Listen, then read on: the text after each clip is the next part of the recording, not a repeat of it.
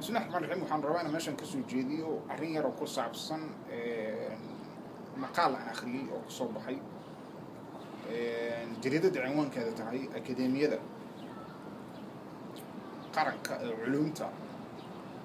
ummadaha midoobay ee dalka Mareykanka ama wilaayadka midoobay ee Mareykanka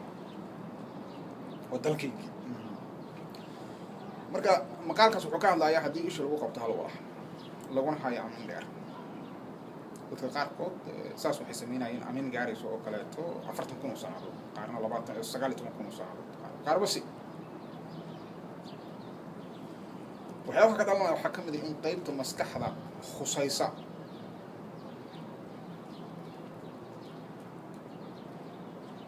fikirka iyo dareenka boodbooda oon aan nagnayn afkaarta macnaha meel ujeedal afkaarta ujeedal la'aanta ah oo meel ujeedin meel ka jeedin aan la garanayn saas waa ama dareenka meel uu ka jeedin meel uu jeedin aan la garanayn saas waa qaybta arrimaha noocaas ku shaqale ayaa waxay bilaabaysaa inaysan caga badnaan saas waa activation reduced activation ma caga badnaanayso oo shaqadii ka socotay meesha ay yaraanayso waa qayb kale taa kaagacayso shaqada ka socoto qaybtaasna waxaa la yiraahdaa waa qaybta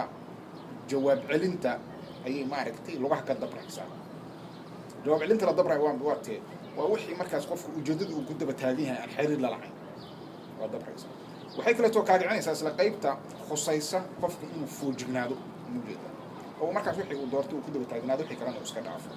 ilan qof foojigan guri uu ardaynaa lama dhici kare marka loo barbardhigo qof iska hurda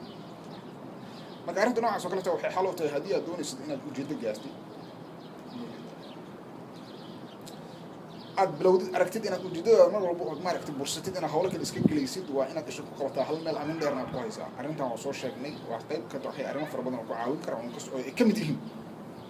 salaada waqtigeeda lagu tukado iyo arrimo kaleeto fara badan oo noocaas wasalaamu calaykum waraxmatullahi wabarakaatuh